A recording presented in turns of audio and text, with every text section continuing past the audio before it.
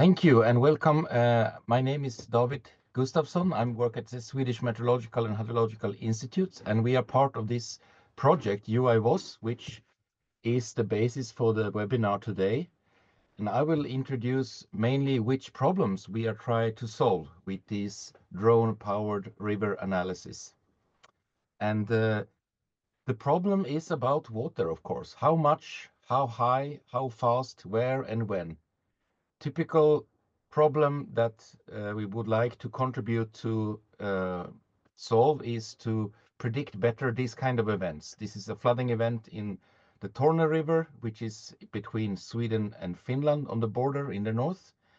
So called, I would say, it's kind of Arctic river dominated by spring flood, snow melt, rain on snow melt. At the same time, it floods this river, not very often, but relatively often in the spring. So it's a occurring phenomena, and you can see in the little map on the right side the white dots. The white dots, that's where we are measuring river discharge and water level with our traditional measurement stations. The pink dots are just snow depth measurements, so you can forget them. But the orange area, which is marked in that map, that's where this flooding happened. And this is a road leading up to a river over to Finland from Sweden, and it was flooded. And you can see also the time series of the water level at one of the first upstream station here. And around this flooding area, there is no monitoring station. And the reason is what I come to here in my next slide is that typically monitoring systems are designed to provide information about water flow, how much water we have, what we call river discharge. So in Sweden, as an example, we have around 250 stations. These are the green dots on the left side in this image.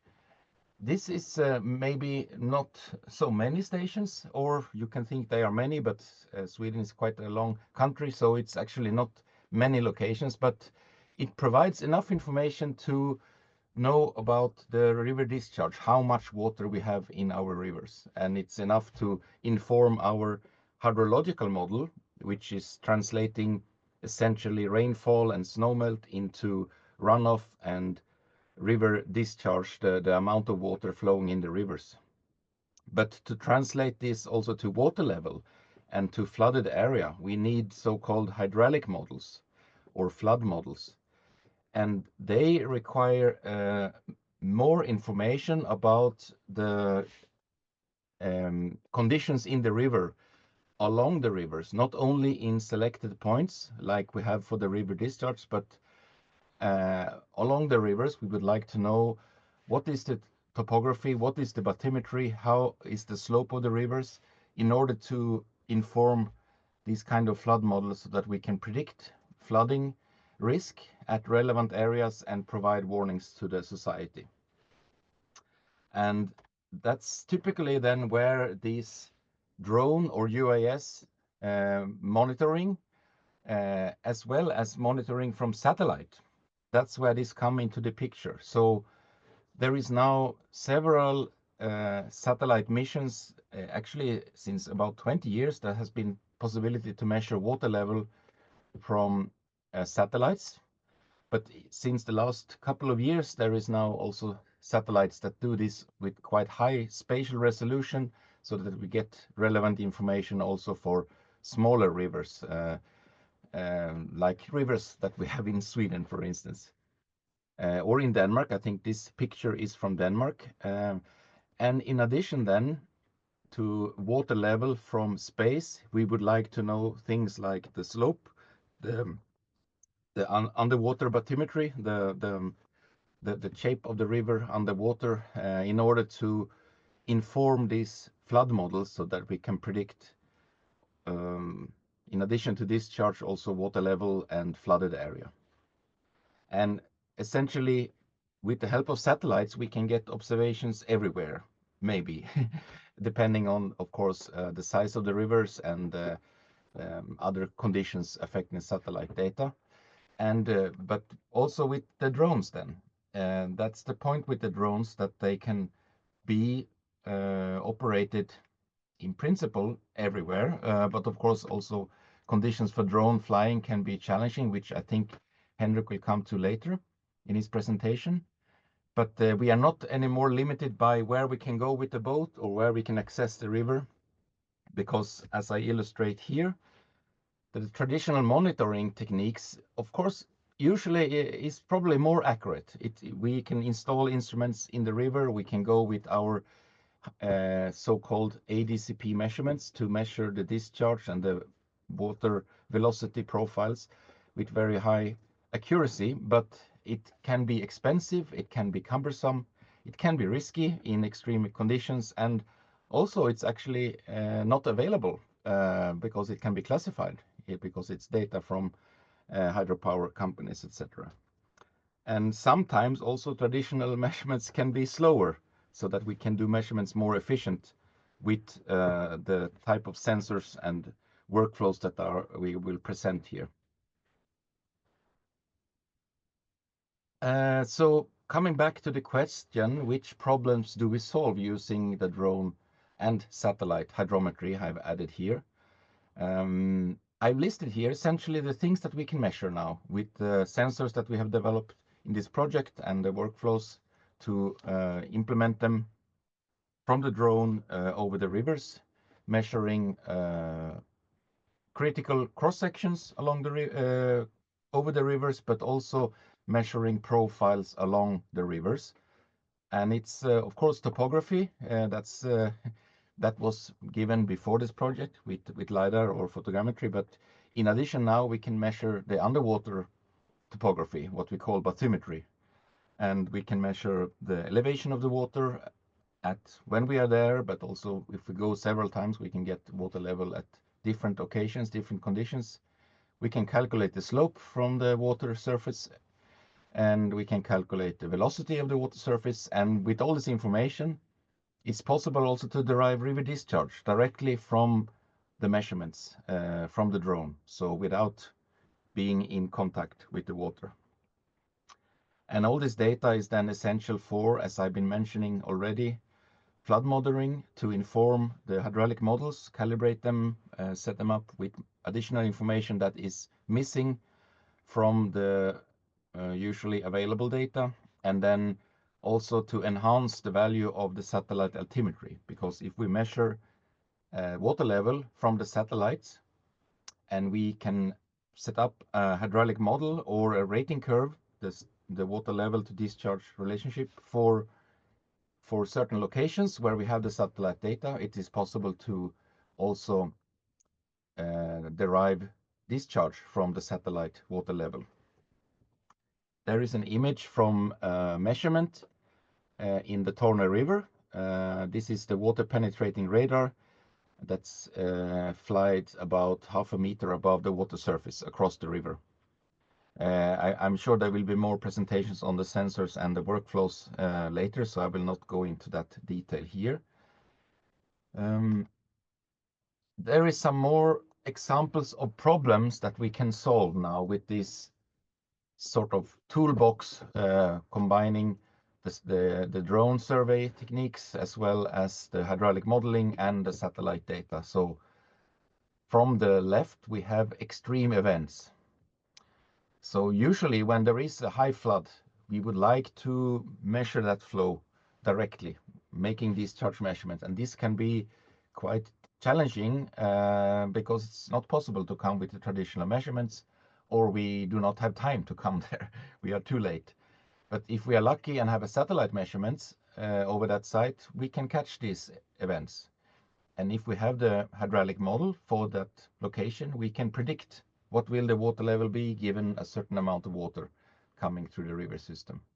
So we can predict not yet recorded floods, future floods in changing climate, and we can also monitor these events from space or on site by the drone survey techniques. The other thing, let's say main use case of all this is then the flood forecasting. I've been mentioning that. So and as well as water cycle monitoring. So with the help of the satellite altimetry and transformation of this information to discharge in infinite, possibly new locations, we can produce unique new data that can be helpful to assess water resources or build up forecasting systems and inform forecasting systems. Here's some examples again from the Tone River, where we did a survey earlier last year, and then a flood forecasting system for West Africa, which is currently then not producing water levels, only discharges, but we will demonstrate how we can enhance this system with water level predictions. And to the right, finally, is a map of a, say, possible flood extent area during a 100-year flood event that we could predict with these models with the help of the drone data. So just a summary of where this project is trying to test and demonstrate this. We are doing use cases in Sweden, northern Sweden. We are doing use cases in southern Germany, Bavaria, and in Italy, and as well as in West Africa. And in a few weeks, we are going to Benin as well as to Nigeria and test these techniques there. There is also potentially cases actually in Alaska, but probably we will not have resources to do that in the project. Finally, just some few real examples from the Torne River again, just to illustrate the potential of the satellite data, which then can be enhanced by the drone data. So this is the graph here to the upper left shows the stretch of the river where we did our surveys with the drones, where we collected information about the bathymetry and velocity, etc., at cross sections of the river, as well as water level profiles along the river from a satellite called SWOT. And these are colored now by the months of the year. So this is data from 2023 and forward in time. And you can see how the water level is at these lower sites where we had the flood event in 23. You can see that the water level from the satellite data is it's about 4 meters in amplitude that we can see. In the middle, there is a section, a kind of flat section, followed by a steep section, which is typically a very nice location for river gauging stations, where we can get a very precise relationship between water level and discharge. And that's where we have done drone measurements so that we can now inform our hydraulic model there and produce river discharge from the water level data from the satellite in the end. I will end there and hand over to the next speaker. I think I talked not too long. Thanks a lot. So I will provide short review of sensors, what we use it in our project. So what is main difference actually between traditional and drone-borne or remote sensing? The main difference is, should you go to the water or not? Will you be wet, cold, work in not comfortable conditions, or you can drink a coffee or smoke cigarettes on the in more comfortable place. For the river modeling, for the river analysis, in general, we need to collect four types of data sets. First is topography around the river, which is above water surface. Standard sensors to collect topography currently are LiDARs, airborne LiDARs. In some cases, if LiDARs are not available, photogrammetry can work as well, but not only in the areas without heavy vegetation, of course. I will not actually dive deeper into LiDAR or scanning core or photogrammetry because it is actually kind of commodity technology, and it can be implemented using what you can buy from the nearest DJI reseller, for example. Next, data sets are more interesting because to collect them, you need sensors which are pretty new or not very standard. First of all, it's river bottom cross sections or bathymetric data sets. Most standard sensor for bathymetry is a sounder, but also in frame of UAVAS project, we used low frequency ground penetrating radars. In terms of our project, we call them water penetrating radars, but technically it is low frequency ground penetrating radars. Next data set is water elevation profile along the river. Here we use a radar water level sensor. And last one is water surface velocity profiles. Here we employed surface velocity Doppler radars. A bit more details about every sensor. Echo sounders, as I already mentioned, echo sounders are most standard devices or technology to collect bathymetric data. They are used for that purpose maybe 100 years, maybe. I don't remember exactly. Echo sounders usually have very high accuracy. They are not very expensive, and data processing for bathymetric data collected using echo sounders usually is pretty simple and straightforward. There are two types of devices on the market, and we provide them: single and dual frequency echo sounders. Dual frequency echo sounders are very useful when bottom of river has heavy vegetation, and high frequency echo sounder, single frequency echo sounders, which usually have pretty high frequency, will provide not very consistent data because sound of high frequency can be reflected not only from the bottom of the river, but also from any vegetation. And deliverables of surveys using echo sounders can be depth profiles or elevation profiles, and also elevation or depth maps. And a great benefit that echo sounder data can be easily, using absolutely standard workflows and software packages, can be easily merged with LiDAR data. And as a result, we will get joined topography of what is underwater and what is above water. Very simple. So here is example of such data combined data set. It is result of LiDAR scanning plus result of bathymetric survey using echo sounder mounted on the drone.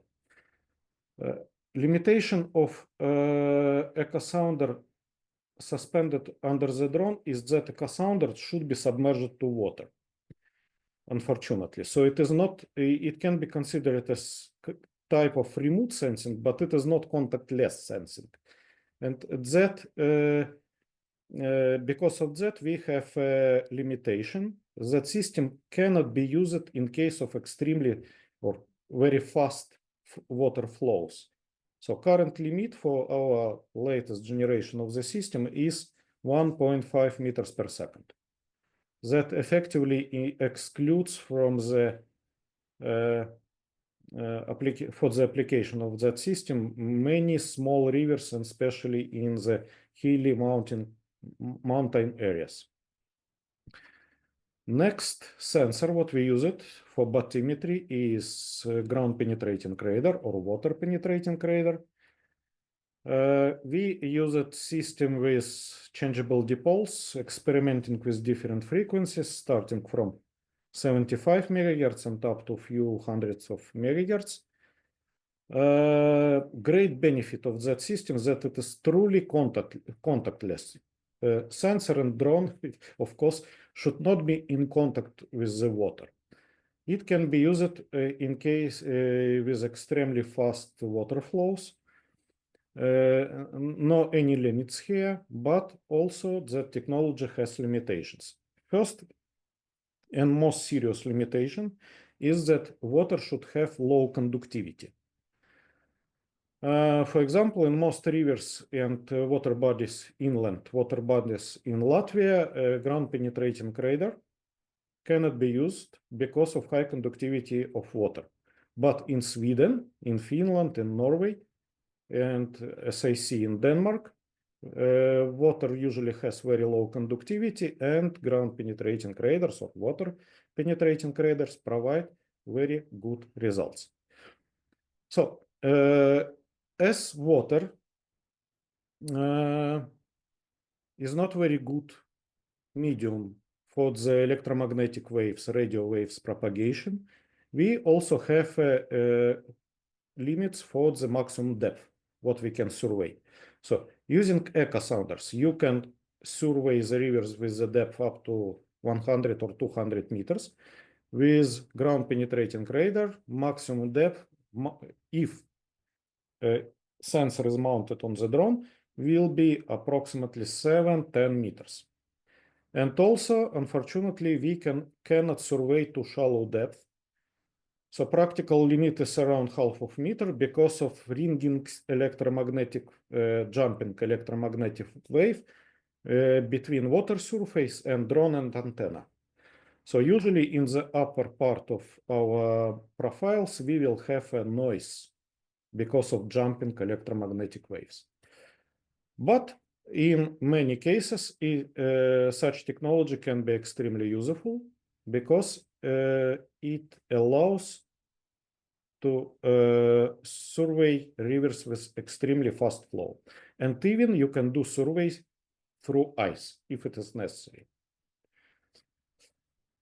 Here are a couple of examples of data collected in this one in Sweden, or I don't remember where.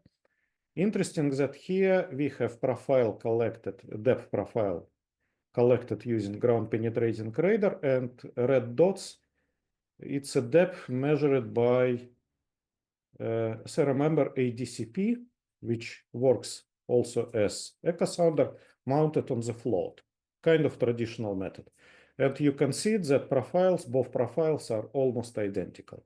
And here is example of 700 meters long profile collected over Tern River. It's on the border between Sweden and Finland. Here, water has extremely low conductivity and depth readings are just perfect. Here is actually data without any processing. We can see reflection from the bottom very, very clearly. And very interesting, it is not very important for for the river modeling in terms of hydrology, but here we can see also layers of sediments. It can be useful as well. Next sensor is water level sensor. So it is extremely important to collect water level elevation along the course of the river. Here we use it radar level sensor. Technically, it is a radar rangefinder mounted under the drone on gimbal. It is visible here.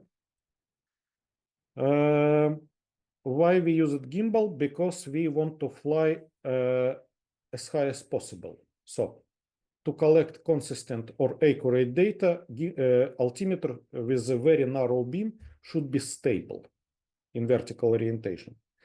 Here is a graph plot of data collected using two altimeters. One is Geolux gimbaled altimeter. It's a green plot here.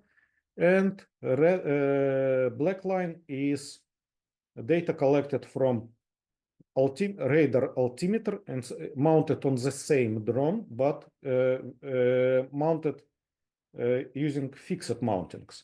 So you can see that gimbaled device provides much more consistent data. And we are pretty proud that we achieved accuracy less than 3 centimeters using gimbaled water level sensor. So standard product of that sensor is a just CSV file with ellipsoidal elevation of the platform of the drone plus distance from the drone or sensor mounted on the drone till the water surface. So you can easily calculate in Excel or using a lot of different means, you can easily calculate water elevation profile. And last sensor is Doppler velocity radar. It analyzes actually water movement to calculate flow speed. Very sophisticated device. Also, we use a modified version of the GeoLex RSS Doppler radar, which was originally designed for the fixed installations on the permanent monitoring stations, or it can be mounted on the bridges, for example. But we found that if it is mounted under the drone, it also provides pretty good consistent results without any contact with water. Here is example of a data set collected using this radar. Velocity from radar is where we have brightest yellow color in that picture. And red dots are water surface estimates from data collected ADCP, traditional method, and also here for the small part of the river cross-section, we have results collected using handheld MF Pro surface water speed, water flow meter. Kind of absolutely standard, absolutely proven, a trusted method. You can see that here and also along the river cross-section, readings of flow speed are pretty consistent.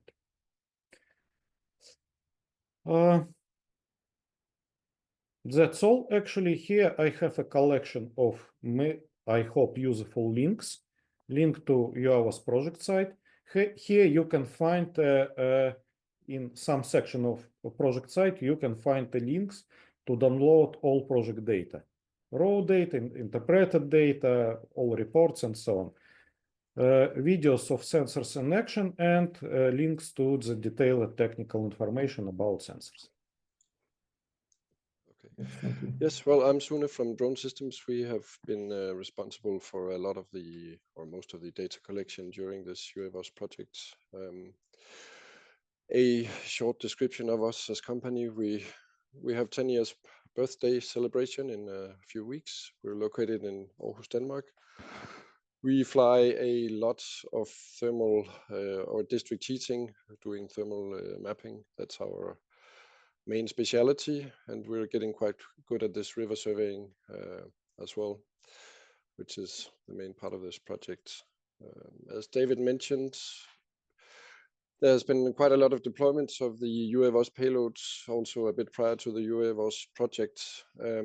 We are responsible, as I mentioned, for the surveying workflow, which is primarily the data collection. And you can see on the map that we've been quite a lot of places in Denmark and also in Sweden, southern Germany, northern Italy. And we're heading out to Benin and Nigeria next week. So how does it work with actually deploying these payloads?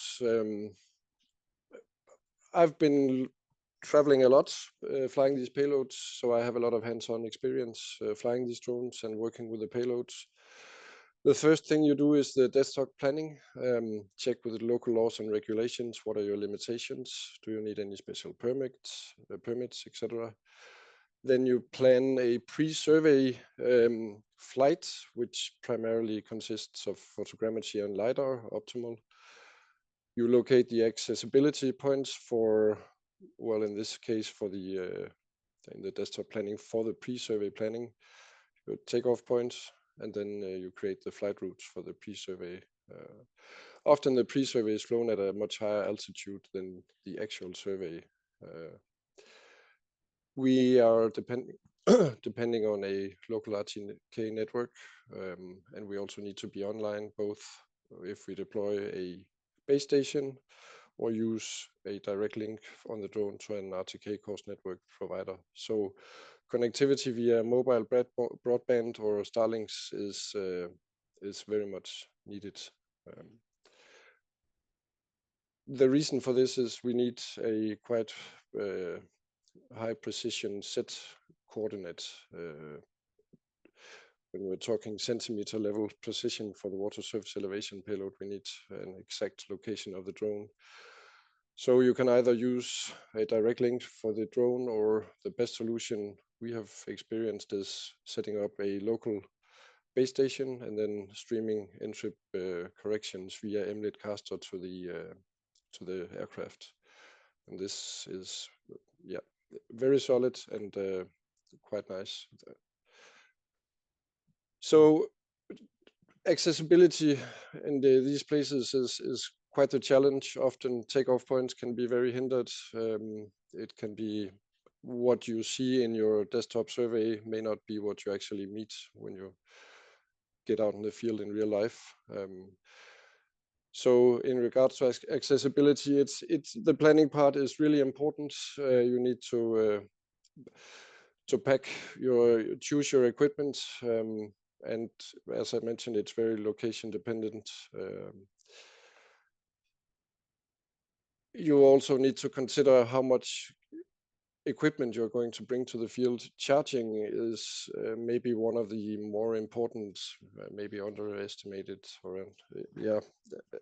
It's very important that you can charge your drone batteries, your laptops, your remotes, your base station, everything. So, and as you need to be mobile while in the field, it's always a trade-off between how much to bring and how mobile do you want to be. We prefer using generators because the charging capacity of power banks is it's sufficient, but they are quite bulky and big, the power banks that can power an entire day of surveying. So this is the image in the lower middle is from the last survey in Orko. We drove in the pickup truck, and the generator was in the back of the pickup, and we were charging in the back seat. You cannot charge everywhere. I mean, a generator makes noise, emits smoke, etc. So it's quite important to know your power needs, and also to have the sufficient watts available. So the pre-survey is recommended to, I mean, we use the L1 or L2 LiDAR, which also has a camera for the photogrammetry. As I mentioned, the flight altitude is quite high for the pre-survey. We need DCPs in the photogrammetry, because I'll get to that in a second. We need to plan our cross-section flights based on these precise orthomosaics. And the LiDAR point cloud, of course, is a part of the dry portions, which is also a part of the data set for the actual survey. I'll just have a sip of water. So here's an example from Orko. The blue line is the water surface elevation flight. The green line is the Doppler flight, and the purple one is the water penetrating radar. Because the river morphology changes quickly in some rivers, especially in Orko, it's a very moving river. You cannot depend on satellites. You can even encounter last year we were there for the first survey. There was a orthomosaic done 1.5 months prior to our arrival, and the morphology of the river changed so quickly that even that data set meant we had to relocate the cross-section routes. The tricky part is the endpoints, especially for the water penetrating radar, because of course you don't want to fly into any vegetation at the river banks. The Doppler radar flies at a high altitude, 4 meters, so you have to consider trees. vegetation hanging over the river. And then you have the water surface elevation flight, which is flown at a rather low altitude. And then based on this pre-survey mosaic, you can then do your detailed planning. And the UTCS software is quite nice for this because you can import costume maps, you can import a lot of KML. So you can plan your cross sections quite well based on the combination of the pre-survey and the UTCS software, which is also what we use for the conducting the flights. It's also important to find good takeoff points for the water surface elevation flights, because we need a consistent coverage of the path of the river that's being surveyed. So we do fly a lot of kilometers with the water surface elevation, and finally we create their final flight routes. So looking a bit at the different payloads, this is the water surface elevation radar altimeter, the Alexey just talked about. We use AMSL height for this because it's nice when the drone flies at a constant altitude for data processing. We often take off in the middle of a flight route, then we fly 500, 600, 700 meters to one direction, and then we fly the same or as much as a line of sight allows in the other direction. So when you power up the drone, you then read the AMSL height measured by the barometric sensor, and then you add 35, 30, 40 meters, depending on the slope of the river. And then you fly the route 5 meters per second, and yeah, keep an eye on the visual line of sight. And here's just a short video of a flight in Orko. In the lower right corner, you can see the output from the LX80. This is downstream, so from the part flown upstream, the number would be smaller because the distance between the drone and the water surface elevation is slightly smaller. And then, yeah, a small picture of the payload. We do change payloads a lot in our surveys because we have to fly the LX80, the water surface elevation, the water penetrating radar, and the Doppler. So there's a lot of payload swapping during these surveys. And then the most challenging payload for bathymetry is the water penetrating radar, because we operate it at such a low altitude. We're only approximately half a meter above the water. And depending on the stretch of the cross section, how wide it is, how calm is the water, we define the flight altitude from this. One important thing is when you have your pre-survey mosaic, we have like a template for the route. Waypoint 1 is at 2 meters altitude. It then descends into the surveying altitude, which is 40 centimeters above the water. It then flies to waypoint number 3. You always have to check prior to executing the route that waypoint number 3 is not in the vegetation, or it's not too far from the shore, because you want as much of the cross section covered as possible. It then reverses to waypoint 4, because in narrow streams, if we use wide antennas, we don't want any entanglement. It then rotates, flies to the opposite side, reverses, goes back, and then climbs to 2 meters. And here's an example of the route being started. The altitude is from the barometric sensor, so you cannot rely on that, and then declines to 40 centimeters on the cross-section flight line. And then it continues to the manual defined endpoint from the operator, which sometimes is very close to the shoreline.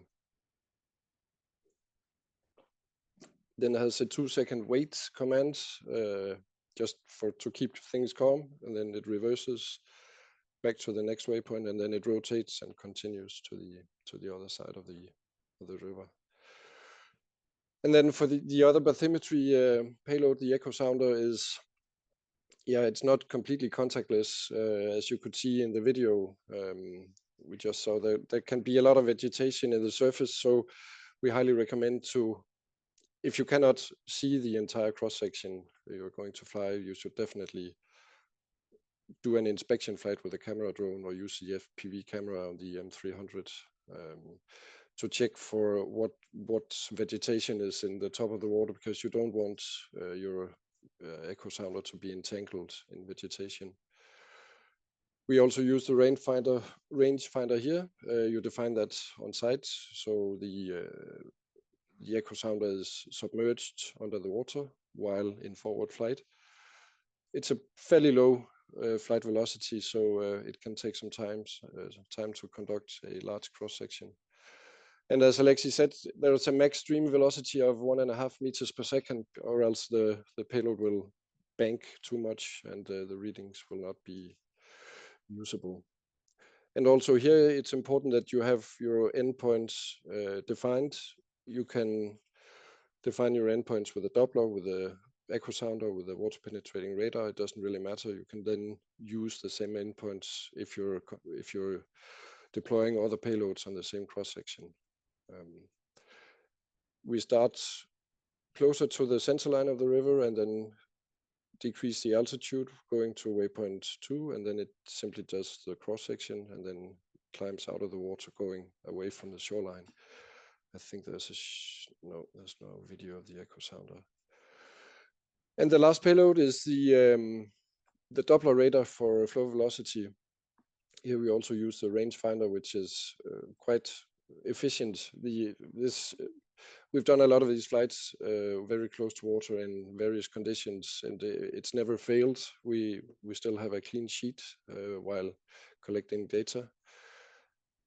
The drone, in the planning, we have the cross section, the sensor red line you can see in the image. We then have an offset of 4.4 meters to upstream and downstream.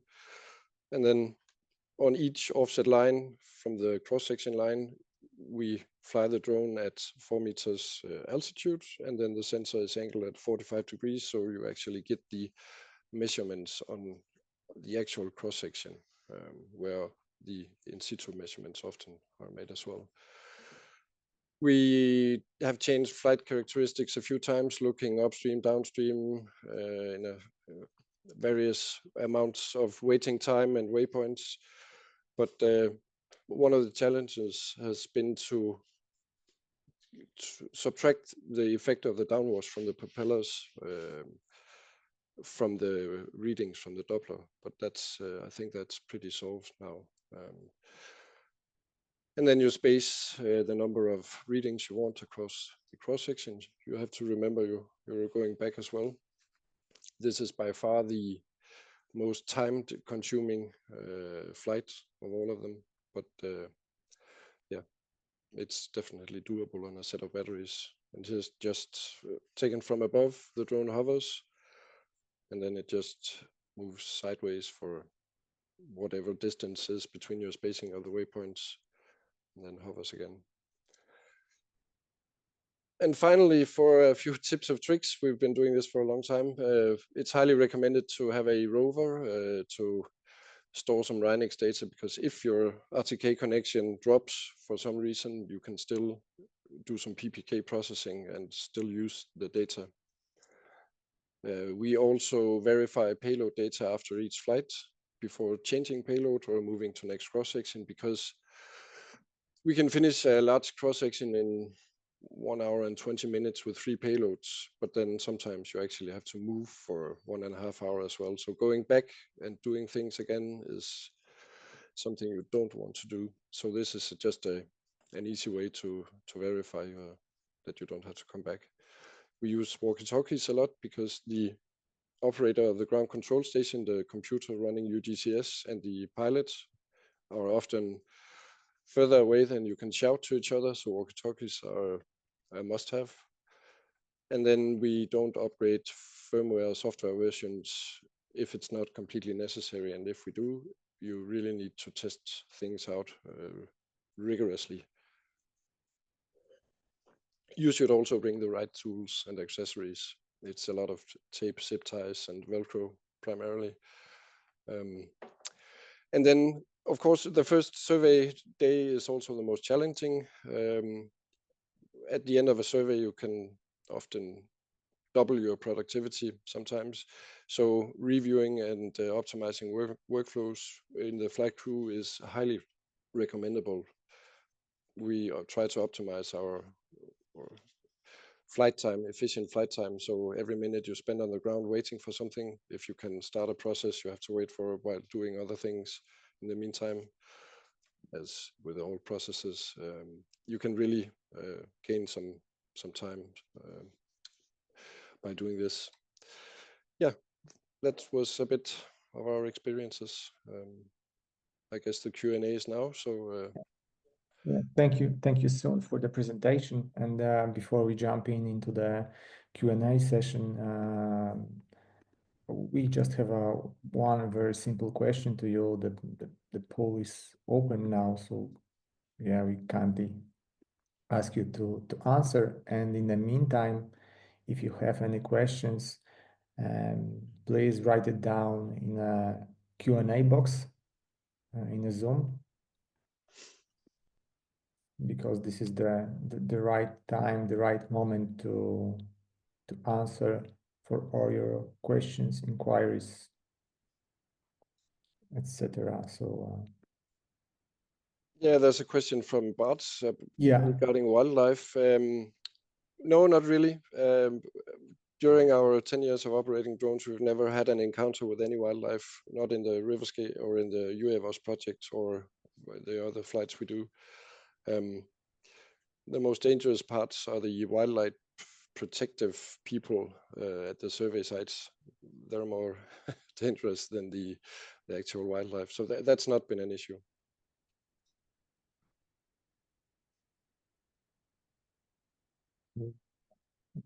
there is a question from Cyril. Loss can be an issue, so we need a lot of visual observers at strategic areas.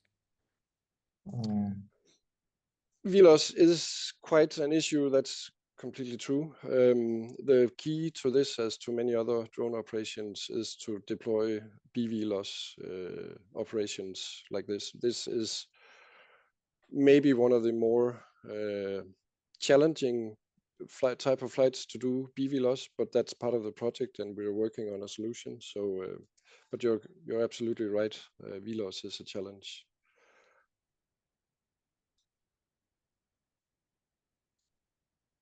Yeah, there is another question from Leo. Interested in more details of the data workflow and how it can be improved.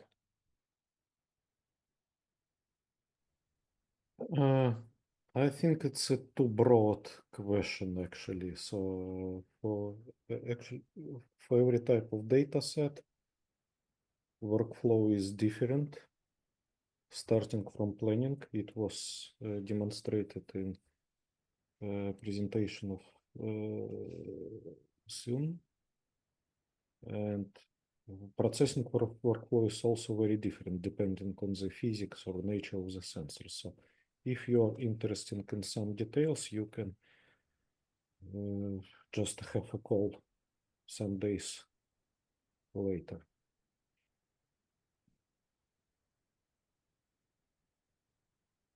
So question,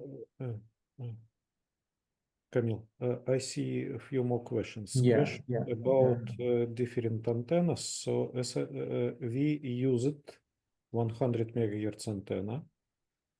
We didn't use 50 megahertz because we used M300 and M350 drones as workhorses of the project. 50 megahertz antenna has a length 3 meters, and it is too much for M300 and 350. So we decided to limit the frequency by actually 75 megahertz. It's lowest frequency what we can antenna what we can carry using our current drones. Yeah. Also a question about the bathymetric lidar, and if anyone from the UAVOS team tested it. Yes, I can answer that. We have not tested the bathymetric lidar in our project. because the payload is very expensive and we didn't have funds to include it. I think it's of course an option, especially in clear waters, but visibility is the key constraint, or yeah, I mean getting the light through the water column, and that can be problematic in vegetated channels, but also in turbid waters. And actually, it doesn't work in many of inland waters when water is not too transparent, actually. Yes. Normally, if you don't see bottom from above, you cannot use LiDAR.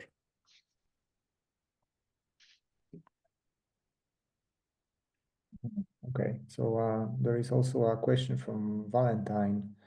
What is the workflow for bathymetry with GPR low frequency? How to get data out of from Prism and go to Hydromagic or GIS software?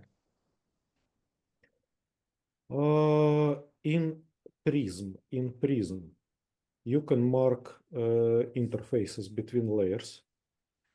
But I personally prefer to use, if you are talking about commercial packets. For UAVs project, team who processes the data use it mostly open source. But if you are talking about commercial software packages, I prefer Geolytics. Here, function which automatically traces interfaces between mediums works very well, and you can export market boundary to CSV file, which can be directly imported into the Hydromagic, for example, or JS software. Valentin, if you want to see details, as I remember, I had webinar where I demonstrated that you can send me a message and I will send you a link how to do that. Yeah, there is also a question from Michael. Michael, can you communicate a price idea of the GPR? But seems that the question is very general. We can send you quotation after webinar, so it's a very simple question. Yeah. Yeah, the question for Sun.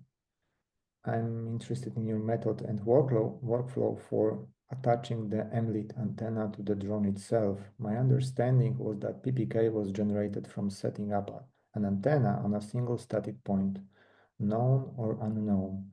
Elaborating on what would be appreciated.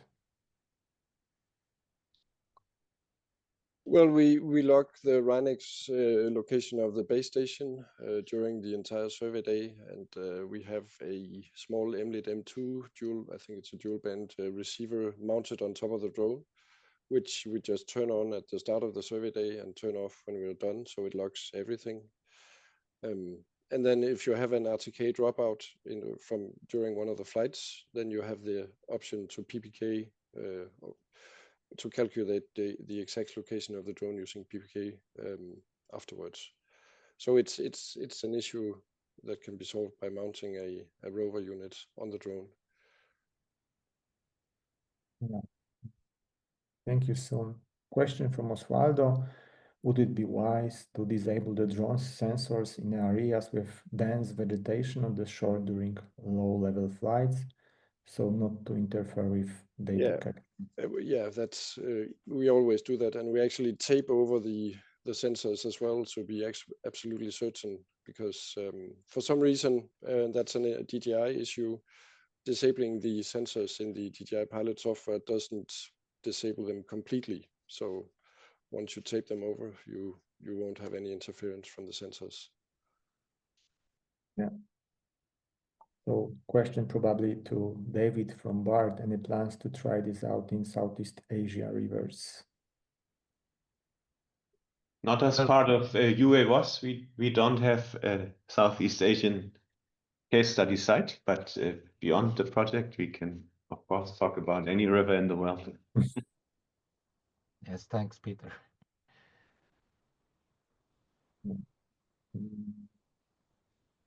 Yeah, and from Leo SVR, what is that? Yeah, Leo, if you could write a wider question. Surface velocity radar, I suppose.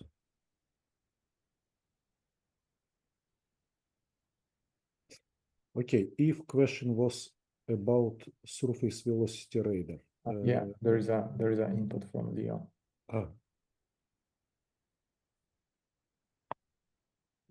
So for SVR, currently data processing workflow is most complicated. Standard Doppler radar was designed for fixed installations on the bridges or monitoring stations. In such installations, it provides just readings of water flow, of surface velocity. But we found that such readings processed or calculated inside of device are not very accurate in case of moving or not stable platform as a drone. So airborne version was modified to output not only just numbers, but full wave data, which is logged into CSV files. And data processing team developed set of Python scripts which process the data in right manner, taking into account all the issues and tricks necessary for data from unstable system to provide consistent results. So that Python scripts are already published in project repositories, I remember, and along with all instructions how to use them. Thank you, Alexey. If there are no questions, we have just the last one from the pool. And in the meantime, I would like to inform you that after the webinar, we will shortly send the presentations and the recording directly to your mailbox. And of course, the contact details of all the speakers. So if you have any additional questions or anything you would like to ask or add, please feel free. And we are open for further conversations. Yeah, I see last question about trainings. Answer is yes. Answer is yes. Actually, echo sounders and ground penetrating radars are our standard products for the many years. We delivered actually hundreds of such systems worldwide. And we, of course, provide trainings. For water level elevation, actually, training is not necessary, specific training, because it provides just readings, just numbers. Not too much to learn here. For surface velocity radar, yes, we can train how to use current tool chain for the data processing. And one more, for riverbed depth up to 4 or 5 meters, what should be the flight height? Valentin, if the question related to ground penetrating radar, so standard recommendation is as low as possible. Usually it is below 1 meter to get reasonable. First of all, to get reasonable penetration into water, and second, to have less air waves. I mean, reflections from everything around the water, from trees, bushes around. So thank you so much for participating in the webinar.